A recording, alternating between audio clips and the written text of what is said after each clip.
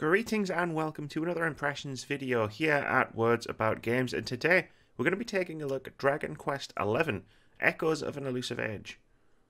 The one thing I can say with absolute certainty is that Dragon Quest XI is a JRPG. It's traditional down to a fault, from its story through to its world building, game mechanics, and everything else it does. That's not necessarily a bad thing, depending on what you're looking for in the game. It's a formula that's been refined over the course of more than 3 decades, and while it feels overfamiliar in places, it's certainly rock solid at this point. It's hard to really know where to begin or what to say at this point. If you've ever played a traditional JRPG or a Dragon Quest game, then all you really need to do is cast your mind back and you'll pretty much know what you're getting yourself into here. Perhaps a place where this overfamiliarity is Dragon Quest's biggest problem is in its story. In its opening hours, this is a fairly standard hero's journey that you've probably played so many times before. You're cast as a nobody from an unremarkable village who turns out to be the chosen one, embarking on an epic quest to save a world that is seemingly out to get you, assembling a ragtag party of outcasts and misfits as you travel the world hunting down the means to accomplish your goals. That's not to say that Dragon Quest is without its charms. It's a workmanlike narrative in its opening hours, providing just enough incentive to pull you from location to location, chasing down the next major boss fight or story beat that lets you progress to the next new area. The characters you'll meet are pretty interesting, though their personalities, mannerisms and goals all seem pulled directly from whatever tropes Square Enix had lying around when they sat down to kick off development. And the less said about the less than stellar voice acting, the better. The silent protagonist comes off worst out of everyone, saddled with all the personality and agency of a plank of wood. The world of Adrea also suffers from being stuffed into Dragon Quest XI's rigid formula.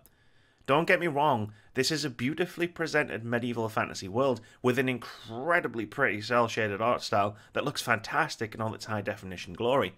But there's no real time or motive to stop and take it all in once you realise that you're simply navigating the tight corridor of a deceptively linear RPG experience. There are side quests, sure, ranging from searching a town for a couple of books to retrieving a cat from a shop roof for a small child, utilising the game's dated and incredibly stilted platforming mechanics. You're also able to interact with plenty of NPCs, with quote-unquote important characters having pink dots above their heads. Sadly, their dialogue is limited to either giving you hints on where to go next, or explaining in far too much detail the lore and history of Adrea, reduced in function to either a signpost or a textbook. So while the world looks remarkably beautiful, it does ring a bit hollow, lacking much depth outside of cutscenes, and isn't actually worth exploring beyond occasionally finding a hidden treasure chest or a tedious side quest. As you might imagine if you've watched this far, turn-based combat is the flavour of choice here. It's very zippy and fast-paced, with most non-boss fights over in seconds. Each area of the game is flooded with a wide variety of enemies for you to grind out the required XP to defeat a mini-boss that acts as a guardian to ensure you're the appropriate level for the next major encounter.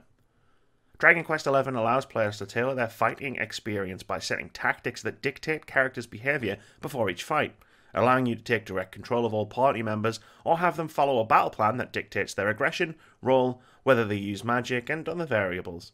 You can even set the protagonist with tactics and have battles take place entirely automatically, if you so desire. You do have some agency when it comes to leveling your party up. Leveling up nets characters pre-assigned ability boosts, but also gives you skill points that can be spent on upgrades tied to whichever weapons you want characters to specialise in, or utility skills tied to their type of character, allowing you to somewhat tailor each party member to a specific role. Though this doesn't have a major impact on what role each character fulfills, it's a nice touch in a game that sometimes feels like it's on autopilot. One part of the Dragon Quest XI experience that does feel really strange and off-putting is its sound design. I already briefly touched on the grating English voice acting, though mercifully all the dialogue is subtitled so you can skip most of that. What really stood out to me is the music. Dragon Quest XI's soundtrack is filled with a score that sounds like it came straight from a 90s entry in the franchise. This is in no way a bad thing, but when played against the backdrop of the game's gorgeous contemporary graphics, it does feel a bit jarring. Having watched this video, you might think I dislike Dragon Quest XI. Not at all. This isn't a bad game by any stretch of the imagination. It's kinda like the JRPG equivalent of comfort food. It doesn't do anything profoundly new or unique, but if you're craving a traditional JRPG experience, then this is a highly polished entry in the genre that plays to its strengths and knows exactly what its audience expects. Personally though, Dragon Quest XI left me with a very strange sense of deja vu.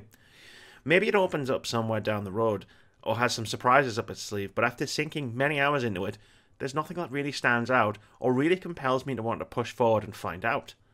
But this is a well-crafted JRPG, and if that's all you want or expect from Dragon Quest XI, then you'll find a lot to love here.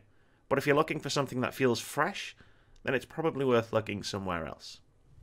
Thank you very much for watching this video, guys. If you've enjoyed it, please keep it here at Words About Games. We've got tons of content, including our weekly podcast, more impressions videos, patch notes, and our weekly indie game of the week.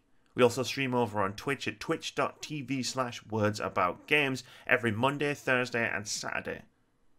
And most importantly, have a great day.